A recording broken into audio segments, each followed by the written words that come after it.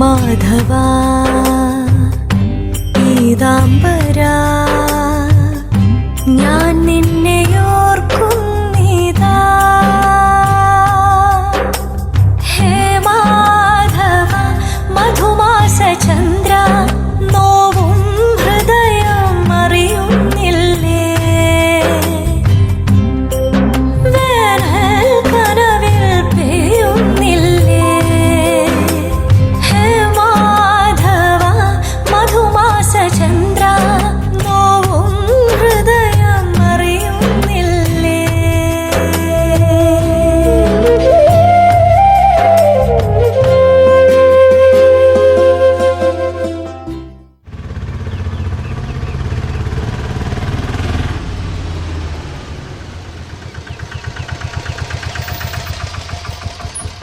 ഒന്ന് വെയിറ്റ് ചെയ്യണേ.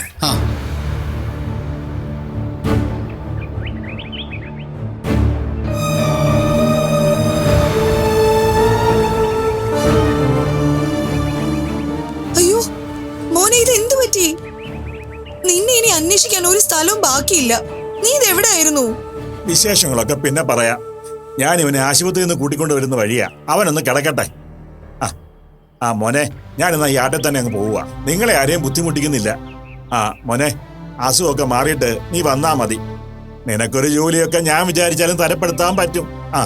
അമ്മേ, മരുന്നിനൊക്കെ ആയിട്ട് മുത്തശ്ശൻ ആശുപത്രിയിൽ ഒരുപാട് പൈസ ചിലവായിട്ടുണ്ട്. എല്ലാം കടമേടിച്ചൊക്കെ ചിലവാക്കിയതാ. അതൊന്ന് കൊടുത്തേക്ക്. അതൊന്നും വേണ്ട മോനെ. വേറെ ആർക്കും വേണ്ടിയല്ലല്ലോ മുത്തശ്ശൻ ചെലവാക്കിയത്. അതൊന്നും സാരമില്ല. അച്ഛൻ ഇപ്പൊ പോണ്ട. ഊണൊക്കെ കഴിച്ചിട്ട് പോവാം. ഓട്ടോയുടെ കാശ് ഞാൻ കൊടുക്കാം. വേണ്ട മോളെ, അതൊന്നും ശരിയാവില്ല. അല്ലച്ചാ, ഒരു കുഴപ്പമില്ല. ഞാൻ പറയുന്ന കേക്ക്. അച്ഛൻ അകത്തേക്ക് പോന്നോളൂ. വാ മുത്തശ്ശ. എന്നാ വാ. ഓട്ടോയുടെ പൈസ ഞാൻ ഇപ്പൊ എടുത്തോണ്ട് വരാവേ.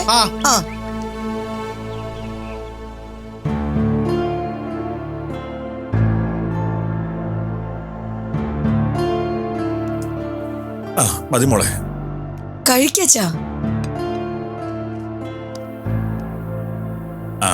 ബീനെ, സൂരജിന്റെ കാര്യത്തിൽ നിങ്ങൾ കുറച്ചുകൂടെ ശ്രദ്ധ കാണിക്കണമായിരുന്നു.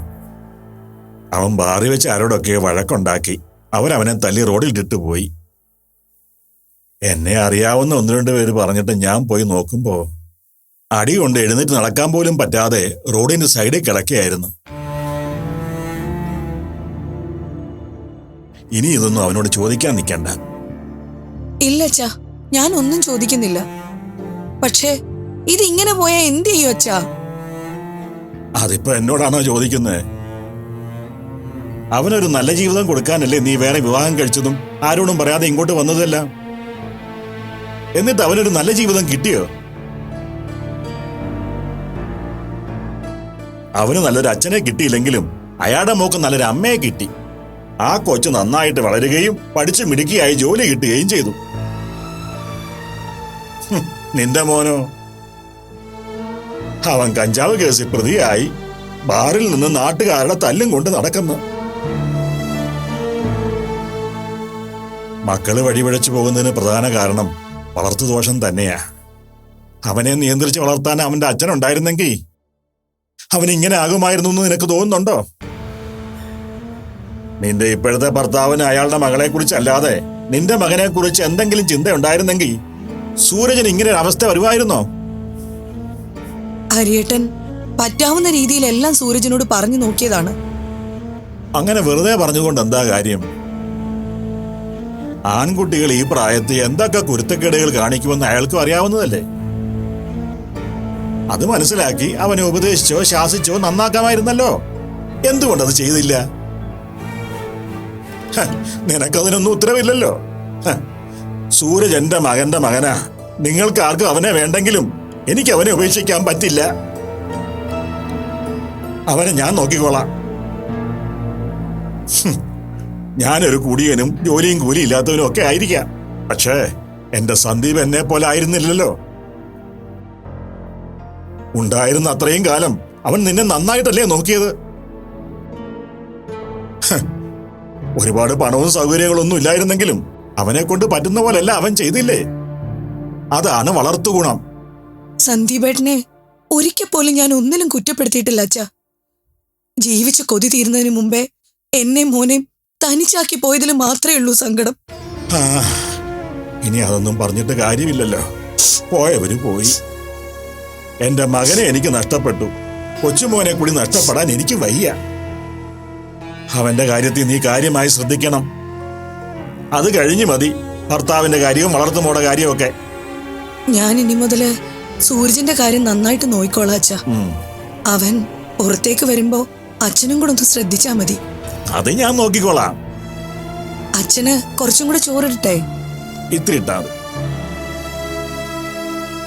ആ ആ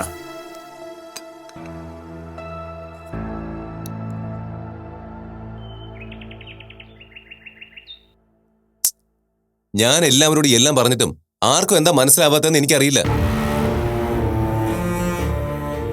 യൂണിയൻ ലീഡർ ഉണ്ടാക്കിയ കുഴപ്പത്തിന് എല്ലാവരും എന്നെയാണ് കുറ്റം പറയുന്നത്. ഈ അഭി അടക്കം എന്നെ കുറ്റപ്പെടുത്തി സംസാരിച്ചിട്ടുണ്ട്.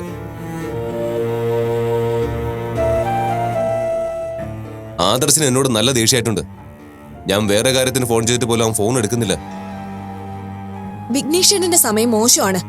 അതാ ഇങ്ങനെ തന്റേതല്ലാത്ത തെറ്റിന് പഴി വെക്കേണ്ടി വരുന്നത്. ഓ, അപ്പൊ നീ എന്നെ കുറ്റപ്പെടുത്തി സംസാരിച്ചോ? എനിക്ക് പോലും എല്ലാം വിഘ്നേശ്വരന്റെ കുഴപ്പം കൊണ്ട് സംഭവിച്ചതായാ തോന്നുന്നത്. അപ്പൊ പിന്നെ മറ്റുള്ളവരെ കുറ്റം പറഞ്ഞിട്ട് കാര്യമുണ്ടോ? ഓ, വിഘ്നേശ്വരനോട് ദേഷ്യമായ അത് എന്നെ ബാധിക്കോ? അതിന്റെ പേരിൽ ഇനി കല്യാണം എങ്ങാനും വേണ്ടെന്ന് പറയോ? ഏയ്, അങ്ങനെയൊന്നും പറയില്ലായിരിക്കും.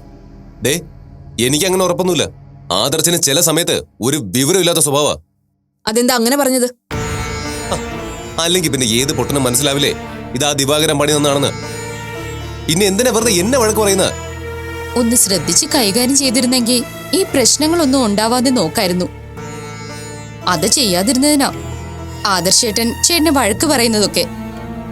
ഓ, കല്യാണത്തിന് മുമ്പേ നീ ആദർശിന്റെ വക്കാലത്ത് വാദിക്കാൻ തുടങ്ങിയല്ലേ? നിങ്ങൾ വെറുതെ ഒന്നും രണ്ടും പറഞ്ഞ് വഴക്കുണ്ടാക്കണ്ട. ആദർശിനോടുള്ള സ്നേഹക്കൂടുതലുണ്ട് അവള് സപ്പോർട്ട് ചെയ്ത് സംസാരിക്കുന്നതാ. എന്നിട്ട് ആ രീതിയിൽ താൻ എന്നെ സപ്പോർട്ട് ചെയ്യുന്നില്ലല്ലോ.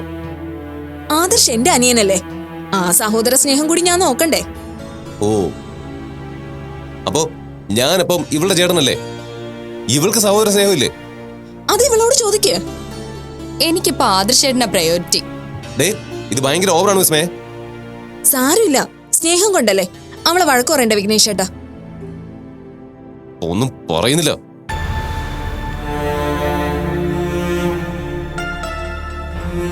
വിഘ്നേഷേട്ടന് നല്ല ടെൻഷനുണ്ട്. അത് നീ കാര്യമാക്കണ്ട. കുറച്ചു നേരം കഴിയുമ്പോൾ ശരിയായിക്കോളും. ചേച്ചിക്കൊന്ന് അമ്മയെ കണ്ട് സംസാരിക്കായിരുന്നില്ലേ? അമ്മ പറഞ്ഞ ആദർശേട്ടൻ കേൾക്കും. വിഘ്നേഷേട്ടൻ ഫോൺ വിളിച്ചിട്ട് പോലും എടുത്തില്ലെന്ന് പറയുമ്പോ ഉള്ളിൽ അത്രയ്ക്കും ദേഷ്യം ഉണ്ടായിരുന്നിരിക്കണം. അത് എത്രയും പെട്ടെന്ന് മാറ്റിയില്ലെങ്കിൽ ശരിയാവില്ല. അതുകൊണ്ട് പറഞ്ഞതാ.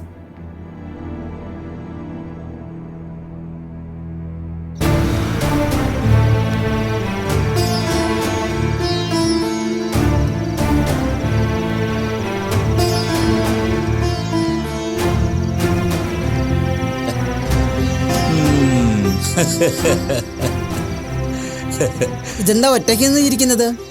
ഒറ്റയ്ക്കൊന്ന് ചിരിക്കുന്നതിന്റെ ലക്ഷണം വേറെ. എന്നാ നീയും കൂടെ നിന്നങ്ങ് ചിരിച്ചു. അപ്പൊ ഞാൻ തന്നെ ചിരിച്ചു എന്നുള്ള പരാതി അങ്ങ് മാറുമല്ലോ. ഓ, ചിരിക്കാനുള്ള കോമഡി എന്താണെന്ന് പറഞ്ഞാൽ ഞാനും കൂടി ചിരിക്കാം. എടി, ആദർശും വിഘ്നേശും തമ്മിൽ ഒരസലുകൾ തുടങ്ങി. അതിനുള്ള അവസരം ഞാനായിട്ടുണ്ടാക്കി കൊടുത്തിട്ടുണ്ട്. ഇതിനാണോ ചിരിച്ചത്? എടി, വിഘ്നേശന്റെ പെങ്ങളല്ലേ വിസ്മയ. ഇവർ തമ്മിൽ അടിച്ച് പിരിയുമ്പോ ആ കല്യാണം തനിയെ മുടങ്ങിക്കോളും. ആട്ടിൻകുട്ടികൾ തമ്മിൽ ഇടിപ്പിച്ചിട്ടേ ചോര കുടിക്കാൻ വന്ന ചെന്നായ അടിക്കിടയിൽപ്പെട്ട് ചത്തുപോയ ഒരു കഥ കേട്ടിട്ടുണ്ട്. അതെ, ഒഴിയേണ്ട സമയത്ത് ഒഴിഞ്ഞു മാറാൻ മറന്നുപോയ ചെന്നായാണ് അങ്ങനെ ചത്തത്. ഇടി തുടങ്ങിയപ്പോ തന്നെ മാറി നിന്നിരുന്നെങ്കിൽ രണ്ടാടുകളെയും ആ ചെന്നായ്ക്ക് ഭക്ഷണമാക്കാമായിരുന്നു. അല്ല, ഈ ബന്ധുക്കളെയൊക്കെ തമ്മിലിടിപ്പിച്ചിട്ടേ നമുക്ക് എന്ത് പ്രയോജനം ഉണ്ടാകാനാ? എന്റെ വഴിയിൽ തടസ്സമായി ആര് വന്നാലും ഞാൻ അവരെ ഒഴിവാക്കും. അതിന് ബന്ധുവെന്നോ ശത്രുവെന്നോ ഉള്ള വ്യത്യാസമൊന്നുമില്ല. ഇതൊന്നും ശരിയല്ല കേട്ടോ. എപ്പോൾ വേണമെങ്കിലും പിടിക്കപ്പെടാവുന്ന കാര്യമാണ് ഇതൊക്കെ. ഒരിക്കൽ വിശ്വാസം നഷ്ടപ്പെട്ട പിന്നെ ഒരിക്കലും അത് തിരിച്ചു കിട്ടില്ല. റിസ്ക് എടുക്കാതെ ഈ ലോകത്ത് മികച്ചതൊന്നും ആരും നേടിയിട്ടില്ല. ഞാൻ ആഗ്രഹിച്ചത് സ്വന്തമാക്കാൻ ഞാൻ എന്ത് റിസ്ക്കും എടുക്കും. അതിന് തടസ്സമായി വരുന്നവരെ വെട്ടി വീഴ്ത്തുകയും ചെയ്യും. നീ കണ്ടോ, ദേവ ബിൽഡേഴ്സ് ഞാൻ ഭരിക്കും. അതെന്റെ കാൽ കീഴിൽ വരും. അതിന് അധികം താമസമില്ല.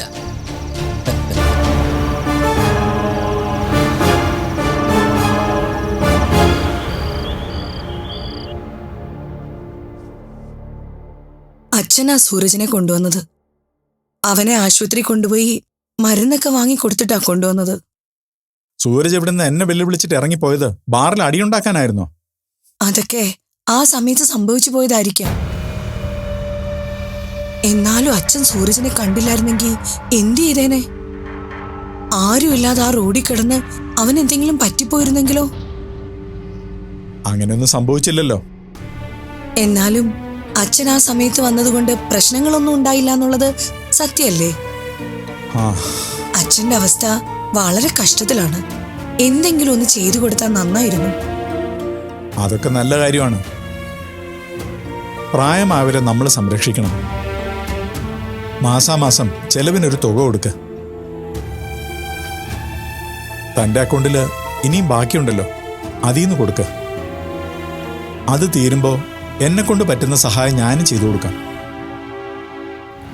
ആ, ഇപ്പോഴെങ്കിലും ഇങ്ങനൊരു തോന്നലുണ്ടായത് നല്ല ലക്ഷണമാണ്. പിന്നെ ഇതൊക്കെ ഇപ്പം ചെയ്യേണ്ടത് സൂരജാണ്. മുത്തച്ഛന് ചെലവിന് കൊടുക്കേണ്ട പ്രായമൊക്കെ അവനായി. അത് ചെയ്യേണ്ടത് സൂരജിന്റെ ഉത്തരവാദിത്വമാണ്. ഇതൊന്നും ചെയ്യാതെ മുത്തച്ഛൻ അവനെ നോക്കേണ്ട അവസ്ഥയായി.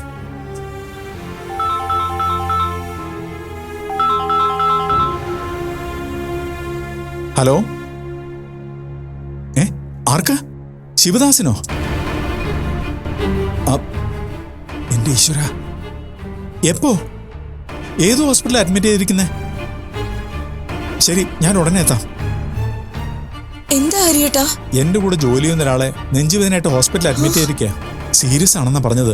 ഞാനൊന്ന് അങ്ങോട്ട് പോവാ. അയ്യോ, ഇപ്പോഴോ? രാവിലെ പോയ പോരെ? പോരാ, ഇപ്പൊ തന്നെ പോണം. ഈശ്വര, ശിവദാസനൊന്നും പറ്റാതിരുന്നാ മതിയായിരുന്നു. മകളുടെ വിവാഹമൊക്കെ നിശ്ചയിച്ചിരിക്കുന്ന സമയമാണ്. ഞാൻ പോയിട്ട് വരാം.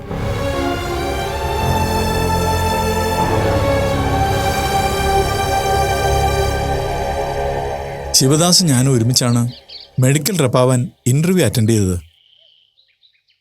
അന്ന് ഞങ്ങളെ 2 പേരെ ഉൾപ്പെടെ 4 പേരെ സെലക്ട് ചെയ്തു. ശിവദാസുമായി അന്നു തുടങ്ങിയ ബന്ധമാ. ഇന്നലെ പെട്ടെന്ന് ഹോസ്പിറ്റലാണെന്ന് ഫോൺ വന്നപ്പോൾ ഞാൻ ഓടിച്ചെന്നതാ. പക്ഷേ അപ്പോഴേക്കും എല്ലാം കഴിഞ്ഞിരുന്നു. മനുഷ്യന്റെ കാര്യം ഇത്രയൊക്കെ ഉള്ളൂ. വൈകിട്ട് ചായ കുടിച്ചപ്പോൾ പതിവില്ലാതെ എന്തോ ബജി കഴിച്ചു. അതിൻ്റെ ഗ്യാസ് കയറിയതാണെന്ന് പറഞ്ഞ് ജീരകവെള്ളമൊക്കെ കുടിച്ചിരുന്നതാ. പെട്ടെന്നാ കുഴഞ്ഞു വീണത്. കുറച്ചുകൂടി നേരത്തെ ഹോസ്പിറ്റലിൽ എത്തിയിരുന്നെങ്കിൽ ചിലപ്പോൾ രക്ഷപ്പെട്ടേനെ. ഹാർട്ട് അറ്റാക്ക് മിക്കവാറും അങ്ങനെയൊക്കെയാണ് സംഭവിക്കാറുള്ളത്. നമ്മളത് തിരിച്ചറിയുമ്പോഴേക്കും എല്ലാം കഴിഞ്ഞിരിക്കും. ശിവദാസിന് മകളുടെ വിവാഹത്തെക്കുറിച്ച് ഒത്തിരി സ്വപ്നങ്ങളുണ്ടായിരുന്നു. ഏകദേശം എല്ലാം തീരുമാനിച്ചു വച്ചിരുന്നതുവാ. പക്ഷേ ഒരു നിമിഷം കൊണ്ട് എല്ലാം നഷ്ടപ്പെട്ടു പോയി. നമ്മൾ എന്തൊക്കെ ആഗ്രഹിച്ചാലും സ്വപ്നം കണ്ടാലും ഈശ്വരന്റെ തീരുമാനം പോലെ എല്ലാം നടക്കും. ചില സമയങ്ങളിൽ നമ്മുടെ കണ്ണിൽ വിധി ക്രൂരമായി തോന്നും.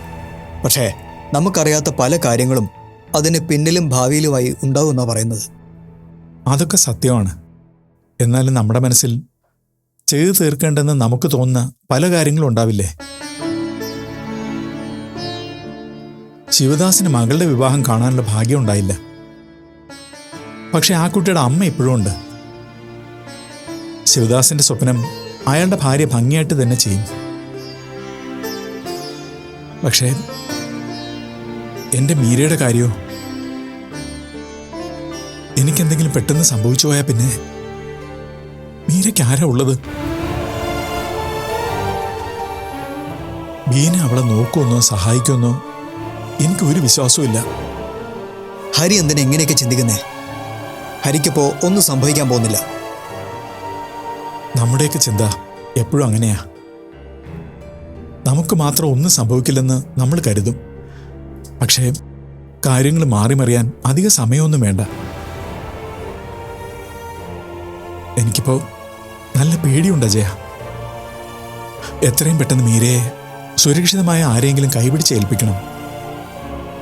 വിവാഹത്തിന് ശേഷം അവൾക്ക് നല്ലൊരു ജീവിതം കിട്ടണം. അതൊക്കെ നമുക്ക് ആലോചിച്ച് കണ്ടുപിടിക്കാം. എന്നെ കൊണ്ടാവും പോലെ നല്ലൊരു പയ്യനെ കണ്ടെത്താൻ ഞാനും ശ്രമിക്കാം. പക്ഷേ അതിനൊക്കെ മുമ്പ് ഹരി മീരയുമായി സംസാരിക്കണം. മാനസികമായി മീര ഒരു വിവാഹത്തിന് ഒരുക്കമാണോന്ന് അറിയണം. അത് ഞാൻ സംസാരിക്കാം. മീര അങ്ങനെ ഒരു കാര്യത്തെക്കുറിച്ച് ചിന്തിച്ചിട്ടുണ്ടാവാൻ സാധ്യത കുറവാ. പക്ഷേ ഇനി ചിന്തിച്ച് തുടങ്ങിയല്ലേ പറ്റൂ.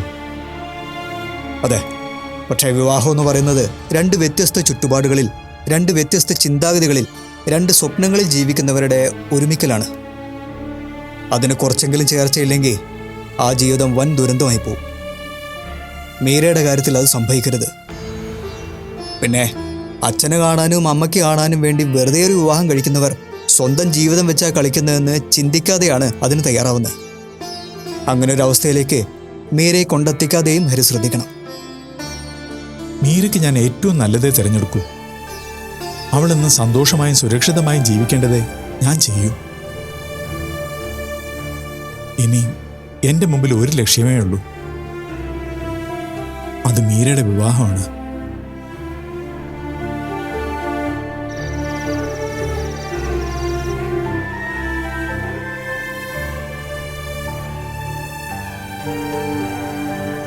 നീ എന്താ മോളെ ഒന്നും പറയാത്തത്?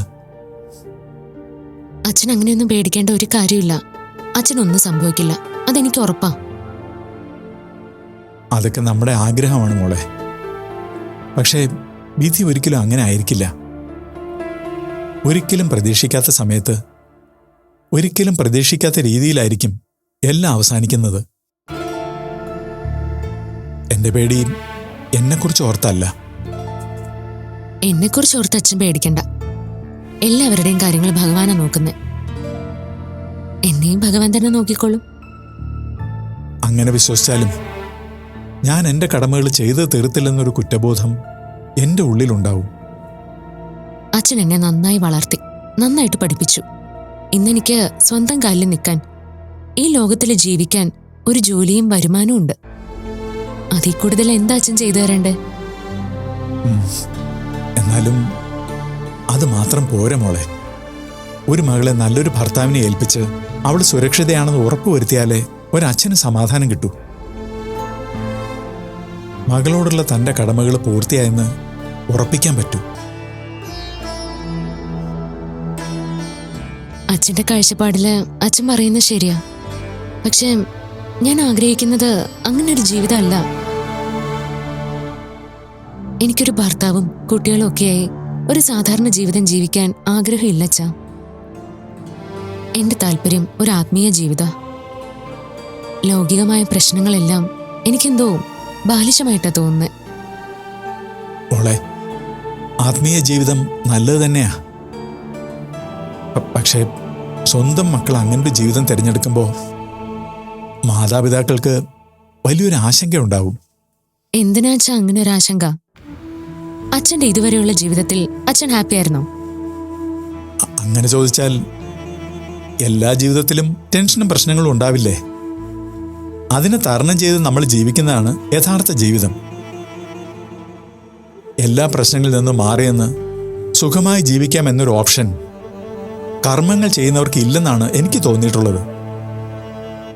അച്ഛാ, ടെൻഷനും പ്രശ്നങ്ങളും പേടിച്ചിട്ടല്ല എനിക്ക് ആത്മീയ ജീവിതത്തോടാണ് താല്പര്യമെന്ന് ഞാൻ പറഞ്ഞത്. ഓരോരുത്തർക്കും ജന്മന ഓരോ ഇഷ്ടങ്ങളുണ്ടാവും. അതാണ് അവരുടെ വാസന എന്നൊക്കെ പറയാറ്. എനിക്ക് ആത്മീയ ജീവിതം ഇഷ്ടമാണ്. ഒരു വിവാഹത്തോട് താല്പര്യം തോന്നില്ല അച്ഛാ. മോളോട് തർക്കിച്ച് ജയിക്കാനുള്ള അറിവൊന്നും അച്ഛനില്ല. ഞാൻ പറഞ്ഞത് എൻ്റെ ആഗ്രഹമാണ്. മായയെ ഞാൻ ഒരുപാട് സ്നേഹിച്ചാണ് ജീവിച്ചത്. സ്നേഹിക്കുന്നതിൻ്റെയും സ്നേഹിക്കപ്പെടുന്നതിൻ്റെയും സന്തോഷം ഞാൻ അറിഞ്ഞിട്ടുണ്ട്. അതെൻ്റെ മോൾക്കും കിട്ടണമെന്ന് ഞാൻ ആഗ്രഹിക്കുന്നു. അമ്മ മരിച്ചപ്പോ അമ്മയുടെ സ്നേഹം എനിക്ക് കിട്ടാൻ വേണ്ടിയല്ലേ അച്ഛൻ ബീനാമ്മയെ വിവാഹം കഴിച്ചത്? അതെ. അതൊരു നല്ല തീരുമാനമായിരുന്നെന്ന് അച്ഛൻ കരുതുന്നുണ്ടോ? അച്ഛാ, നമ്മൾ പ്രതീക്ഷിക്കുന്നതും ജീവിതത്തിൽ സംഭവിക്കുന്നതും രണ്ടും രണ്ടായിരിക്കും. സുഖവും സന്തോഷവും തരുമെന്ന് കരുതുന്ന പലതും ദുഃഖം മാത്രമായിരിക്കും തരുന്നത്. ചിലരതിൽ നിന്ന് മാറി ചിന്തിക്കും, ചിലര് ആ ദുഃഖവും പേര് ജീവിച്ചു തീർക്കും. അതും ശരിയാണ്. എനിക്ക് എല്ലാം എൻ്റെ മോളോട് പറയാനേ പറ്റൂ. മോൾക്ക് ഏറ്റവും നല്ല തരാനേ അച്ഛൻ ശ്രമിക്കൂ. മോൾ എന്ന് സന്തോഷമായിട്ട് ജീവിക്കുന്നത് കാണാനേ അച്ഛൻ ആഗ്രഹിക്കൂ. ഒന്നിനും